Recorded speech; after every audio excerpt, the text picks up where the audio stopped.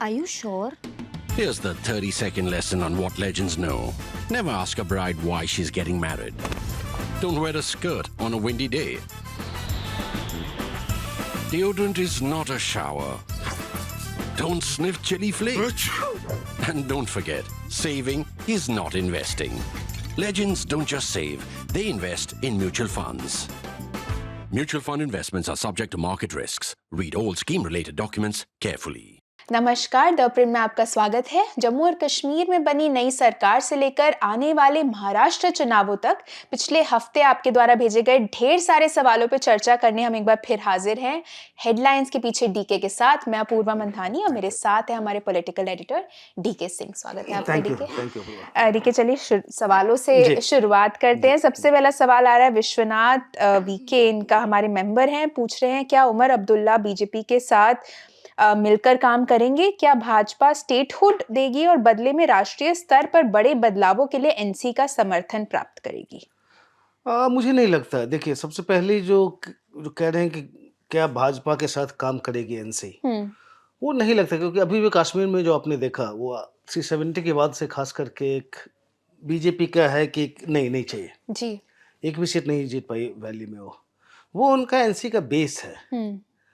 तो अभी आने वाले सालों में तो मुझे कुछ नहीं दिखता कि राजनीति में आपको पता नहीं होता कब क्या होगा, लेकिन आने वाले कुछ सालों में जो नेशनल कॉन्फ्रेंस का बेस है वैली में, उसको देखते हुए मुझे लग नहीं रहा कि कहीं भी कुछ इस तरह का बीजेपी से इनका टाई अप होगा।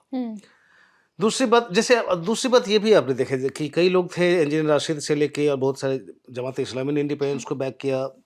वहां पे इन्होंने चला दिया कि सब बीजेपी के प्रॉक्सीज हैं। कई छोटी छोटी पार्टियां आई, सब उसमें निपट गई क्योंकि सब बीजेपी का प्रॉक्सी है। इतना बीजेपी को अभी वैली में उतना रेजिस्टेंस मिल रहा है जी।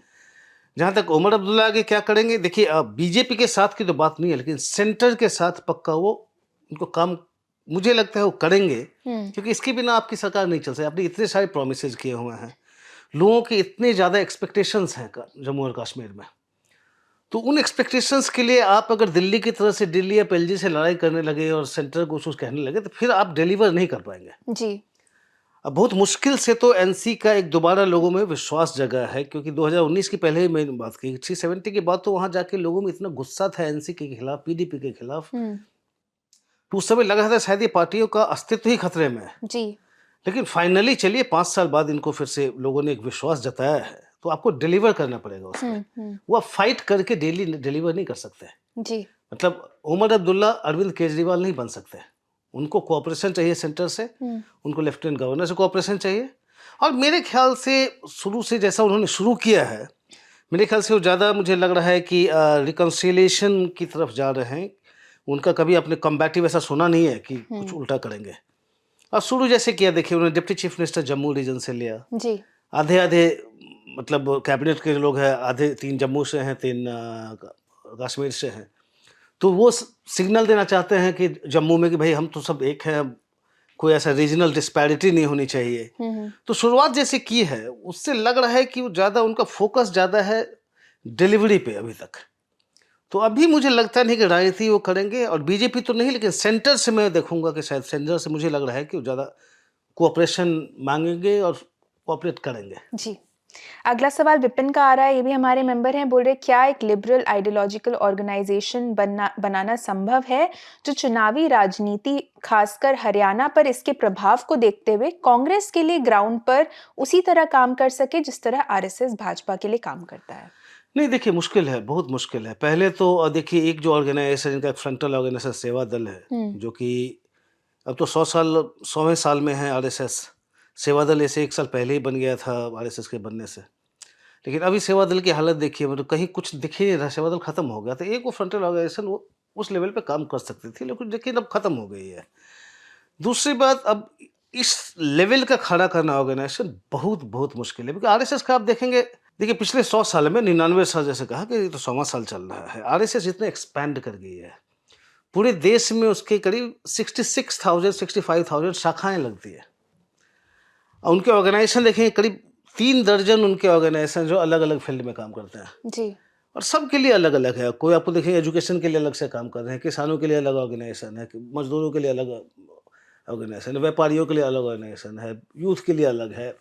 मतलब हर एक क्षेत्र में इन्होंने अपना बड़ा-बड़ा ऑर्गेनाइजेशन चला रखा है। तो उसको अब काउंटर करना बहुत मुश्किल है, क्योंकि वो इतना फैल चुका है। और मैं अभी से नहीं, मैं 25 साल पहले भी जब गया था, तो मैं आपको जैसे बता दूँ, अब शायद मैंने पहले भी इस शो पे कभी चर्चा की हो। मैं बांसवाड़ा से जा रहा था, तो वहाँ के प्राचार्य जो थे, उन्होंने मुझे एक स्वयंसेवक का साथ कर दिया था उनकी जीप में, कि ज़रा काम दिखा दीजिए। बांसवाड़ा से 70 किलोमीटर की दूरी पे हमको जाना था, उनका एक स्कूल था। वहाँ जाने में 8 घंटे लग गए, क्योंकि जगह-जगह वो रुकते चले जा रहे थे। ये नहीं कि उनका कोई, उनकी पार्टी का कोई ऐसा पार्टी तो है नहीं कि संघ के लोगों से मिलने के लिए। जनरल लोगों से मिलते चले, कभी चाय दुकान पे, कहीं क्रिकेट फील्ड में, कहीं किसी के घर में। अब बातचीत हो रही है कि भाई आपके यहाँ उसकी शादी हुई थी, हमारे लोग पहुँचे कि नहीं? सॉरी मैं नहीं आ पाया। अच्छा। आपके यहाँ ये हुआ था, वो आए कि नहीं? ऐसे वो हर एक के लाइफ में इंटीग्रेट किया हुआ है उन्होंने।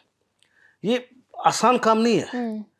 अब इतना इंटीग्रेटेड हो गए हैं वहाँ पे कि उस तरह का ऑर्गेनाइजेशन लाना मुश्किल है। और ये मैं आपको इसीलिए एग्जांपल दे रहा हूँ क्योंकि उनका जो कमिटमेंट होता है स्वयंसेवक का, वो अमेजिंग होता है कमिटमेंट। वो कैसे आता है कमिटमेंट? कि सुबह से रात तक काम किए जा रहे हैं। वो कमिटमेंट आता है, एक उनका एक फेथ है, उनके एक आइडियोलॉजी में है। अब आइडियोलॉजी, अब कह ले, अब कुछ लोग अब वो अब हिंदू नेशनलिज्म की बात करते हैं। अब संघ कहती है कि नहीं, हिंदू से मतलब मेरा हिंदू रिलीजन नहीं है, हिंदू हिंदू वो हम एक वे ऑफ लाइफ की बात कर रहे हैं। अब ऐसे में ये संघ का जो भी स्टाइल है कि जनरली जो है लोग आरएसएस को जैसे कि हिंदू ऑर्गेनाइजेशन मान के चले। एक हिंदुत्व नेशनलिज्म की जो बात चलती है, कल्चरल नेशनलिज्म की बात जो चलती है, उसमें लोगों का फेथ है। और उससे ज़्यादा मतलब आइडियोलॉजी तो है, उसके बाद उनका जो एक्सपेंशन हुआ है पिछले 99 सालों में, वो अमेजिंग एक्सपेंशन है। हर एक क्षेत्र में है, गांव-गांव में। आप ट्राइबल एरिया में जाइएगा, कई जगह वो 60 से काम कर रही है वनवासी कल्याण परिषद। आप नॉर्थ ईस्ट में जाइए तो वहाँ तो 40 से काम कर रही है। साउथ में भी कई आप देखेंगे, आप वहाँ जाएंगे, कोयम्बटूर में जाएंगे तो वहाँ से 40-50 से काम कर रही है संघ। अब वो रिजल्ट में आपको नहीं दिख रहा कि इलेक्शन रिजल्ट में कि क्यों नहीं इसका बीजेपी को फायदा हो रहा है। जी। लेकिन जितने लंबे समय तक काम करते चले जाते हैं, काम करते चले जाते हैं, इस तरह का कमिटमेंट, वो कांग्रेस कमिटमेंट को रेप्लिकेट कर पाएगी, मुझे मुश्किल लग रहा है। देखिए कांग्रेस को, देखिए एक फ्रीडम मूवमेंट की पार्टी थी, वो एक मूवमेंट से निकली है।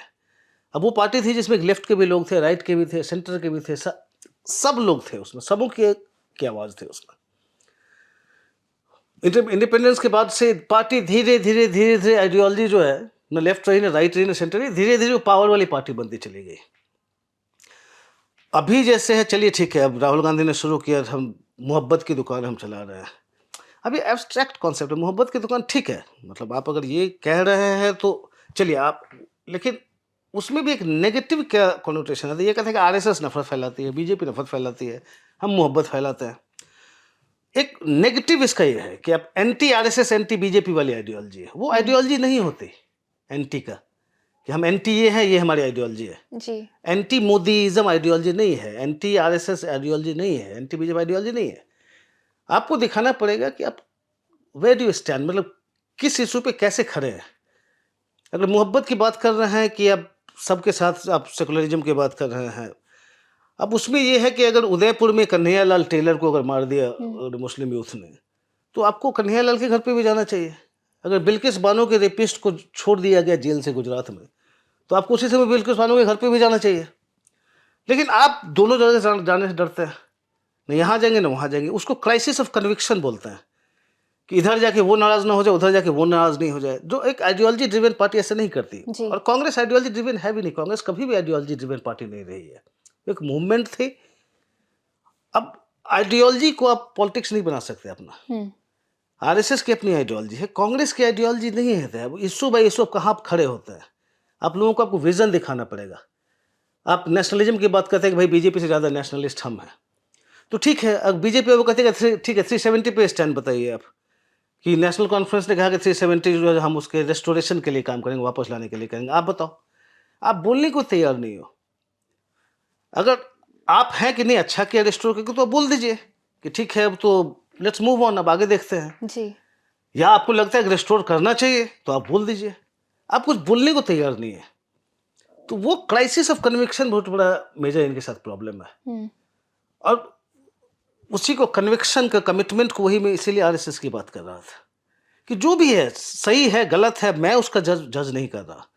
वो आरएसएस जिस तरह का उनका हिंदुत्व का परिभाषा है जो गांव करते हैं ग्राउंड पे, अब बहुत सारे लोग अच्छा भी करेंगे, बहुत सारे लोग बुरा भी करेंगे, उस पे मैं स्टैंड नहीं लूँगा। लेकिन वो जो भी करते हैं, उनमें कन्विक्शन होता है करने का। वो पार्टी कांग्रेस में लैकिंग है, कहीं दिख नहीं रहा है अभी। अगला सवाल आकाश के का है। वो बोल रहे हैं कि महाराष्ट्र में चुनाव नजदीक हैं और पार्टियां बड़े पैमाने पर कैश हैंडआउट्स बांटकर मतदाताओं को लुभाने की कोशिश कर रही हैं। महाराष्ट्र जैसे राज्य में जहां फिस्कल कंडीशन काफी खराब है, आपको क्या लगता है कि इसे लंबे समय तक कैसे सस्टेन किया जा सकता है? देखिए फ्रैंकली महाराष्ट्र का फिस्कल कंडीशन इतना भी खराब नहीं है, बट ये है कि जब आप इन फ्रीवीज में आप देना पैसे आप देना शुरू करते हो, तो कैपिटल एक्सपेंडिचर जो होता है उसमें आपको कम करना पड़ जाता है। और लंबे समय तक, क्योंकि कोई भी सरकार है कि इसको वापस नहीं करेगी फ्रीवीज, आप बढ़ाते ही चले जाओगे। आपने ये जी। दिया है तो आपका अगले वाला अब देखिएगा एमवीए का जो मैनिफेस्टो आएगा, और उसमें देखिएगा और भी फ्रीबीज बढ़ा बढ़ा के देंगे। तो कहाँ तक जाएंगे भाई? अभी हो गया, अच्छा 2000 देंगे, 2500 देंगे, 3000 देंगे महिलाओं को, अगला क्या 5000 देंगे। आपने सब कुछ इतना बांट गए हैं कि अब इसके आगे आप कहाँ तक जाएंगे? तो ये रास्ता जो है ना फ्रीबीज का, ये फिर ये आपको नीचे की तरफ धकेलेगा। जी। अभी आपको नहीं लेगा, जैसे मैंने कहा महाराष्ट्र की फिजिकल कंडीशन इतनी खराब अभी नहीं है, लेकिन अगर यही चलता रहा तो आने वाले दिनों में पता नहीं फिर क्या होगा। जी। जी। आप अभी देखिए, अब इस तरह की हालत है पंजाब में। देखिए आप सरकार आई, उन्होंने भी कई सारे वादे उन्होंने पूरा नहीं कर पाया है। वो महिलाओं को पैसे देने वाला नहीं कर पाया है, क्योंकि फिजिकल कंडीशन इतना खराब है वहाँ पे। कई स्टेट्स की ऐसी हालत है। आंध्रा में देखिए फ्रीबीज देते देते क्या हालत होगी आंध्रा के फाइनेंसेस के। तो सब जगह किस रोड पे आप जा रहे हैं, क्या पॉलिटिक्स कहाँ लेके जाएगी, ये कहना बहुत मुश्किल है। अब अनफॉर्चुनेटली हुआ क्या है कि जैसे देखिए प्रधानमंत्री मोदी ने शुरू किया कि ठीक है रेवड़ी कल्चर, उसके खिलाफ उन्होंने बोलना शुरू कर दिया। जी। अब फिर हो गया कि उनकी 240 सीटें बीजेपी को आ गई। उसके बाद वो सारा रेवड़ी के बारे में उन्होंने बोलना ही छोड़ दिया है। अब बीजेपी हर एक राज्य में जाके मतलब बढ़ाए जा रहे, सब राज्य में जाके फ्रीबीज फिर से बट रहे हैं। तो एक जो थोड़ा सा लगा था कि शायद ये कल्चर रुके, अब बीजेपी भी इसी का पार्ट हो गई, तो बहुत मुश्किल है कहना कि हम किस तरफ जा रहे हैं। जी। जिस रिपोर्ट की डीके ने अभी बात की, मानसी फड़के की रिपोर्ट, उसका लिंक इस वीडियो के डिस्क्रिप्शन में है। इसी के साथ आपको याद दिला दूं कि इस शो में मैं जो भी सवाल डीके को पूछती हूँ, वो सभी सवाल टाइम स्टैम्प्स के साथ इस वीडियो के डिस्क्रिप्शन में होते हैं, तो आप चाहें तो वो सवाल पढ़ के भी इस वीडियो को देख सकते हैं। अगला सवाल डीके, इनका यूजर नेम MM है, हमारे मेंबर हैं। बोल रहे केंद्र सरकार में IAS की घटती भूमिका पर सानिया ढिंगरा के आर्टिकल पर द प्रिंट की ऑफिशियल एडिटोरियल पोजीशन क्या है? क्या ये अच्छी बात है कि अन्य सर्विसेज को उनका डिजर्व्ड अपॉर्चुनिटी मिल रहा है क्योंकि वे ज़्यादा स्पेशलाइज्ड हैं, या फिर इस पॉलिसी में खामियां हैं? आप सभी को बता दें कि ये जिस रिपोर्ट की बात करें सानिया ढिंगरा की, आर्टिकल और वीडियो भी आप ज़रूर देखें। उन दोनों का लिंक फिर से इस वीडियो के डिस्क्रिप्शन में है। देखिए सबसे पहले तो एडिटोरियल पोजीशन द प्रिंट का मैं नहीं बोल पाऊंगा, बिकॉज हम जो एडिटोरियल पोजीशन लेते हैं जिसमें हमारे एडिटर इन चीफ होते हैं, एडिटर्स होते हैं, फिर डिस्कस होता है कि सही है गलत है, फिर उस पर हम एक पोजीशन लेते हैं जी। जो कि अभी तक हमने किया नहीं है। तो इसलिए एडिटोरियल पोजीशन प्रिंट का मैं बोलने की स्थिति में नहीं हूँ, लेकिन मैं अपना पर्सनल ओपिनियन दे सकता हूँ। देखिए इतना वो गलत नहीं है, क्योंकि अब कैसे अलग अलग सर्विसेज में कोई IAS बन जाता है, कोई IPS, कोई IRS, इधर उधर। अब 2 4 10 नंबर 20 नंबर 30 नंबर से सारा का सारा उनका करियर का ट्रैक रिकॉर्ड ही चेंज हो जाता है। प्लस हर एक सर्विसेज में आपको एक्सपर्टीज मिलती है, आप सालों गुजारते हैं ऊपर जाते जाते। तो जैसे प्रधानमंत्री जी ने कहा था कि भाई ये बाबू, ये क्या नई ताकत आ गई है कि IAS ये केमिकल का भी कारखाना चलाएगा, फर्टिलाइजर का भी चलाएगा और जहाज भी उड़ाएगा। ये कौन सी नई ताकत हमने क्रिएट कर दी है? बात सही है, बट उसमें अब जो आता है उसकी इम्प्लीमेंटेशन, जो उन्होंने कहा वो ठीक है। इम्प्लीमेंटेशन में क्या हो रहा है कि ठीक है आपने कहा कि एक डोमेन एक्सपर्ट लाएंगे, तो लैटरल एंट्री के थ्रू आना शुरू हुए लोग, बहुत ज़्यादा नहीं हुआ अभी, उसमें बहुत लिमिटेड हो के रहा है। अब इसमें है कि अलग अलग सर्विसेज के लोग आने चाहिए। अब जो रेलवेज में जिन्होंने हमेशा काम किया है वो ऊपर जाके बेटर समझेंगे पूरा कि रेलवेज में क्या हो रहा है। अब आप ऐसा करें कि आप IRS ऑफिसर को उठा के, जो उसने पूरी ज़िंदगी IRS में काम किया हो, उसको सीधे ले जाके आप जॉइंट सेक्रेटरी एग्रीकल्चर बना दीजिए, या किसी ने जो रेलवे से उठा के उसको सीधे ले जाके उसको जो है सो कॉमर्स सेक्रेटरी बना दीजिए। तो इसमें फिर प्रॉब्लम है। तो ये सानिया ढिंगरा की स्टोरी की जो बात कर रहे हैं, सानिया की स्टोरी थी कि जैसे 236 जैसे जॉइंट सेक्रेटरी लेवल पोस्ट को इन्होंने देखा, उसमें से करीब 80 के आसपास ही केवल IAS ऑफिसर्स हैं, मतलब 33% IAS ऑफिसर्स हैं, बाकी सारे नॉन IAS हैं जॉइंट सेक्रेटरी के लेवल पे। एडिशनल सेक्रेटरी के लेवल पे भी केवल 33% ही IAS बचे हैं, बाकी सारे नॉन IAS ऑफिसर हैं। तो कुछ दिनों बाद जब देखेंगे, जब गवर्नमेंट ऑफ इंडिया के सेक्रेटरीज बनेंगे, तो मोस्टली नॉन आईएएस ऑफिसर्स ही बनेंगे उसमें से। जी। तो पूरा चेंज तो हुआ है, डिसमेंटल थोड़ा किस तरह से इस सरकार के अंदर हुआ तो है। लेकिन मैं बात कर रहा था कि इस पे कितना सही कितना गलत है। कॉन्सेप्ट गलत नहीं है कि भाई जिसने एक रेलवे में कोई आप टॉप पे किसी को बैठा रहे हो तो आप रेलवे सर्विस का आदमी बेटर करेगा। आईआरएस में से किसी को टॉप पे बैठा रहे हो तो उसको फिर फाइनेंस में लगाओ, उसको रूरल डेवलपमेंट में मत लगाओ। लेकिन जो लिस्ट हमने चेक की है, प्रॉब्लम है कि यही हो रहा है अच्छा। कि ट्रेनिंग किस में हुई और आपने कहाँ लगा दिया। दूसरी बात इसमें जो है कि आईएएस की बात पे आई है, तो कुछ सालों पहले आपने सुना होगा कि प्रधानमंत्री ने सारे सेक्रेटरीज को बोला, भाई आपकी पहली जो पोस्टिंग थी जब आप डीएम थे, आप सब लोग जाके अपने अपने जाके उस जगह पे जाइए, अच्छा। क्योंकि आप इतने सालों से गए नहीं है, कितना कुछ चेंज हुआ है, आपको फिर से सीखना है सारा कुछ। सबको उन्होंने भेजा था। तो आईएएस का एक फायदा होता है कि अब जो आते हैं, क्योंकि इतने साल तक जिस तरह से काम करते हैं, अब आप रूरल डेवलपमेंट सेक्रेटरी है, रूरल डेवलपमेंट उसको पता है कि डीएम के समय से ही आपने कैसे स्कीम चलती है ग्राउंड पे, क्या क्या प्रॉब्लम होता है, जी। वो आप समझते हैं उसको चलाना। पूरा डिस्ट्रिक्ट में हर एक एस्पेक्ट को एज डीएम देख के आते हैं, कहाँ कहाँ हर एक में, हॉस्पिटल से लेके कॉलेजेस से लेके एग्रीकल्चर से लेके, एज डीएम आप सबको देखते हैं, आप सबके बारे में आप सीखते रहते हैं। फिर धीरे धीरे आप आगे जाते हैं तो धीरे धीरे आपका एक्सपर्टीज बनता चला जाता है। अब जैसे मैंने कहा ना, कभी आरबीआई गवर्नर है, अब हिस्ट्री बैकग्राउंड के हैं, लेकिन वो क्या पढ़ के है उससे मतलब नहीं है, कि उनका एक्सपर्टीज बनता चला गया उसकी तरफ, फाइनेंस की तरफ। फिर गवर्नमेंट ऑफ इंडिया में यहाँ सेक्रेटरी बने, फिर उसके बाद उधर गए। तो पढ़ के आने से मतलब नहीं है, लेकिन जिस तरह से डीएम को जितना एक्सपोजर होता है हर एक फील्ड में, जो आप ग्राउंड पे देखने के बाद, तो वो थोड़ा सा उनका फायदा होता है। जी। तो इसीलिए वो शायद ऊपर चल के वो समझेंगे कि अब जब टॉप से आप सेंटर से स्कीम इंप्लीमेंट कर रहे हैं तो नीचे उसका क्या फर्क पड़ेगा। और इसीलिए प्रधानमंत्री मोदी ने उन सेक्रेटरीज को भेजा था, जाके देखो अब कितना चेंजेज आया है। तो वो एडवांटेजेस हैं। लेकिन बात ये भी है कि केवल ये नहीं है कि जैसा प्रधानमंत्री कह रहे हैं कि आईएएस है तो कारखाना भी चलाएगा और हवाई जहाज भी चलाएगा, मतलब सिविल एविएशन सेक्रेटरी ही बन जाओगे और फर्टिलाइजर सेक्रेटरी ही बन जाओगे, सब आप ही बनोगे। जी।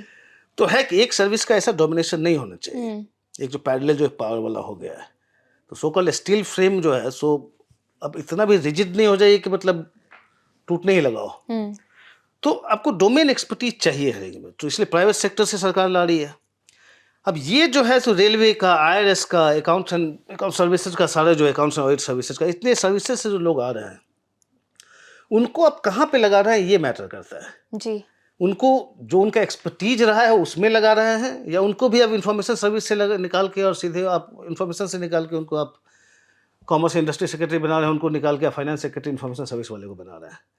अनफॉर्चुनेटली वो सिमेट्री बनी नहीं है। जहाँ तक सरकार कहे कि आईएएस का डोमिनेशन कम करना, ये ठीक है, ये डेटा सानिया की स्टोरी है, वो सही है कि धीरे धीरे गवर्नमेंट ऑफ इंडिया में हो रहा है। लेकिन इसका एक दूसरा भी देखिए कि स्टेट्स में, अब स्टेट्स में देखेंगे, जैसे गुजरात की बात कर लीजिए, जब के कैलाशनाथन जब नरेंद्र मोदी जब चीफ मिनिस्टर थे तब से उनके साथ है सीएमओ में। मोदी जी 10 साल पहले सेंटर में आ गए, कैलाशनाथन वहीं रहे, कुछ दिनों पहले उनको फिर रिप्लेस किया गया है, और वहाँ पे सीएम काम नहीं करते, ये चला रहे थे सीएमओ, आईएएस ऑफिसर। उनको हटाया था, फिर हसमुख अधिया को जो है फिर भेजा गया है, फिर आईएएस ऑफिसर ही चला रहे हैं गुजरात सरकार बैठ के। अलग अलग स्टेट्स में देखेंगे तो ठीक है, मध्य प्रदेश में हो, राजस्थान में हो, कि हम सेंटर से चीफ सेक्रेटरी भेजेंगे, हम हमारे लोग होंगे। ये नहीं है कि पॉलिटिकल एग्जीक्यूटिव को आप एम्पावर कर रहे हो हर एक स्टेट में, जी। आप यूज उसी ब्यूरोक्रेट को कर रहे हैं सब जगह रन करने के लिए। तो ये कुछ कॉन्ट्राडिक्शंस हैं, लेकिन ठीक है, मतलब एटलीस्ट एक मंशा तो है कि कोई एक सर्विस का डोमिनेशन नहीं हो पूरी तरह से।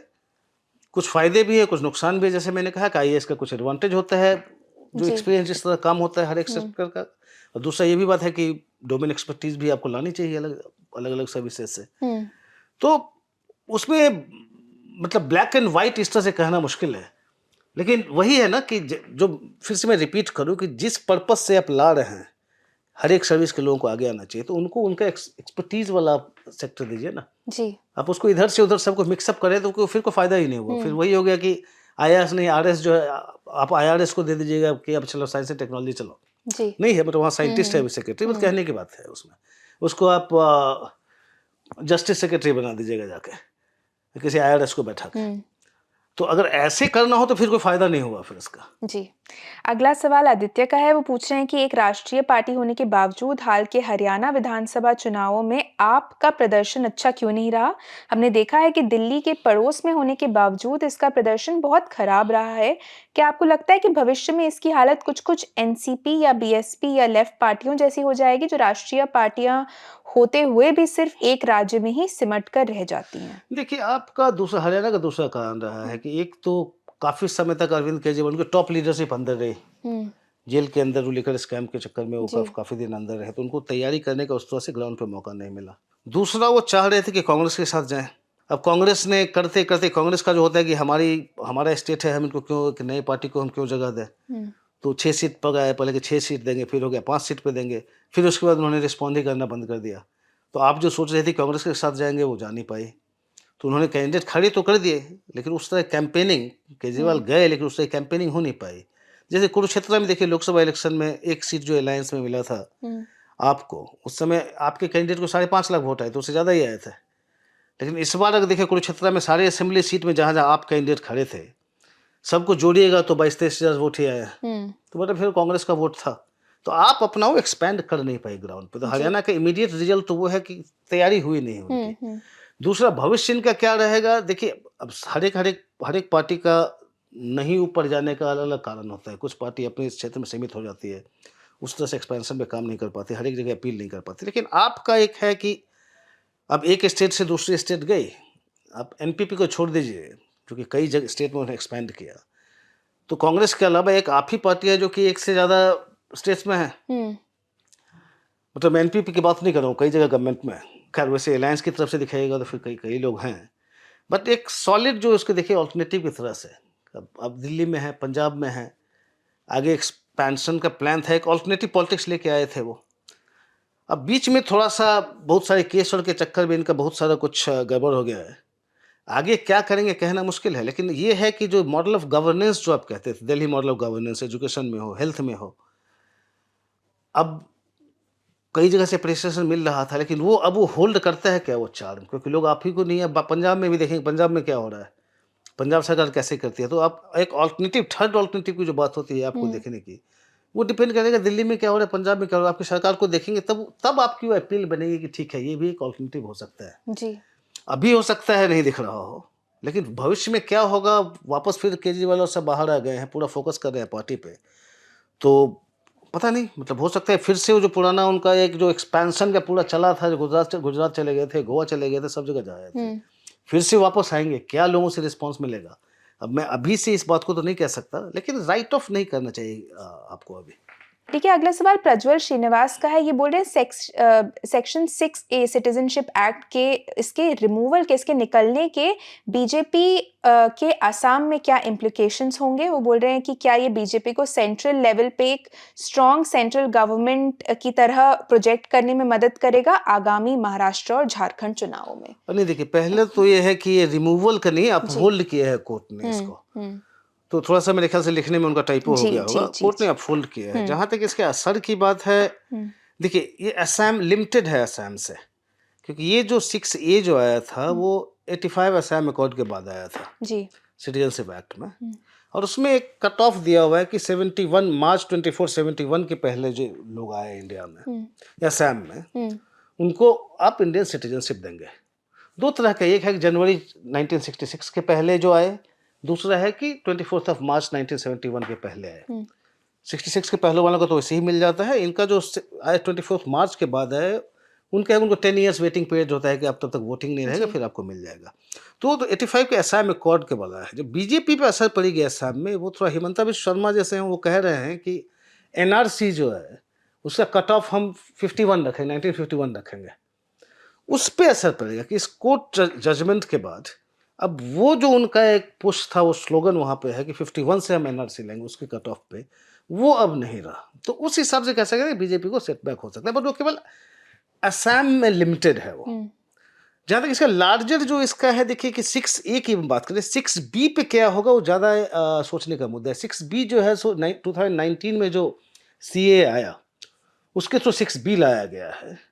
तो उस पे इस जजमेंट का क्या असर होगा, ये आपको अपूर्वा इस पे काम कर रही हैं, इनकी आप स्टोरी पढ़ें, उसमें आपको ज़्यादा क्लैरिटी आ जाएगी कि 6B के लिए इस जजमेंट का 6B वाले पे क्या असर होगा, CA पे क्या असर होगा। जी। इस जो आर्टिकल इस पे क्या असर होगा, इसका लिंक भी मैं इस वीडियो के डिस्क्रिप्शन में ऐड कर दूँगी, तो वो आर्टिकल भी आप ज़रूर पढ़ें। आज का आखिरी सवाल लूँगी डीके, संकल्प का सवाल है, हमारे मेंबर हैं, हल्का लंबा सवाल है। वो बोल रहे हैं पॉलिटिकल पंडितों के लिए ये साल अच्छा नहीं चल रहा है, लेकिन क्या ऐसा इसलिए नहीं है क्योंकि इस पेशे ने खुद को एक ऑबिचुरी लेखक की भूमिका तक सीमित कर दिया है? मैं बायस के बारे में शिकायत नहीं कर रहा, लोग अपने बायस रखने के हकदार हैं और मेरे भी अपने बायस है, वो कह रहे हैं। जैसा कि कहा गया है, पक्षपाती या बायस्ड होने का मतलब अनप्रोफेशनल होना नहीं है। खुले तौर पर बायस होने के बावजूद गंभीर पत्रकारिता वॉल स्ट्रीट जर्नल या और एनवाईटी से भी निकलती है। कुछ महान महापंडितों ने गैर तटीय राज्य हरियाणा में सुनामी की भविष्यवाणी की थी, लेकिन हमें केवल जीओपी का तीसरा पानीपत देखने को मिला। इसमें कोई शक नहीं है कि वे महाराष्ट्र चुनाव के लिए भी वापस आएंगे। एक के बाद एक मंच पर प्योर क्वैक्स का मिलना वाकई मीडिया के आचरण पर सवालिया निशान खड़ा करता है। क्या ये सच्चे एनालिस्ट हैं या केवल सनसनी फैलाने के लिए या सेंसेशनलाइजेशन के लिए लाए गए हैं? जून और अक्टूबर में ने हमें कुछ नया नहीं सिखाया, बल्कि जो कुछ भूला हुआ था उसकी याद दिला दी। ये मान लेना मूर्खता है कि सभी जातियां या समूह या अन्य आइडेंटिटीज समूह मिलकर वोट करते हैं।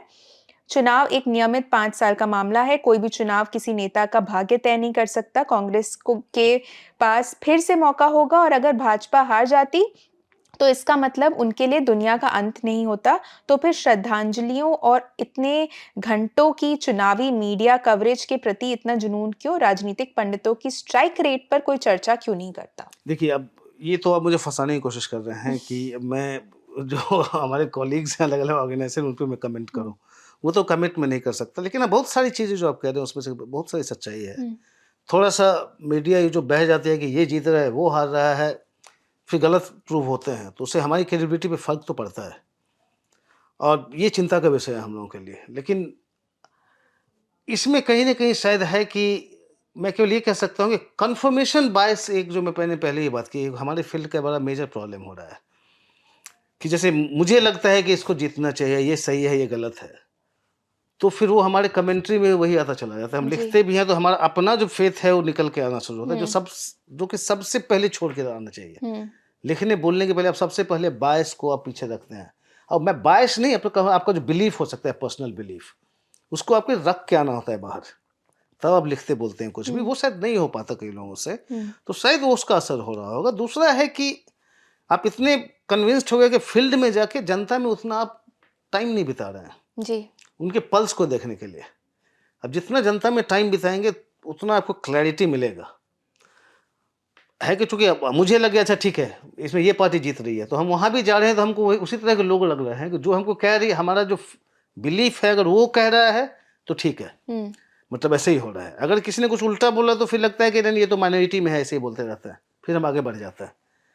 तो आप कैसे अप्रोच करते हो, कितना ऑब्जेक्टिवली आप जनता से आप इंटरेक्ट कर रहे हैं जब आप जाते हैं फीडबैक के लिए, वो बहुत जरूरी है। वो आपका हमारा कन्फर्मेशन बायस को एकदम बंद करना पड़ेगा जी। ये एक क्रेडिबिलिटी का प्रॉब्लम है हम लोगों का। दूसरा, सबसे पहले तो कौन जीतेगी किस स्टेट में या किस कॉन्स्टिट्यूंसी में, ये तो जर्नलिस्ट का काम ही नहीं है बोलना। वो एग्जिट पोल्स जो करते हैं वो कर लें, लेकिन एज जर्नलिस्ट मेरा काम है ही नहीं बोलना कौन जीत रही है कौन हार रही है। हम आपको ये बताएंगे कि ये मुद्दे चल रहे हैं, इस पार्टी का ये है, ये ग्राउंड पे काम हुआ है नहीं हुआ है, ये बज ये है ग्राउंड पे। बट हमारा काम है कि हमको आपको एक सिचुएशन बना देंगे कि ये हो रहा है वहां पे।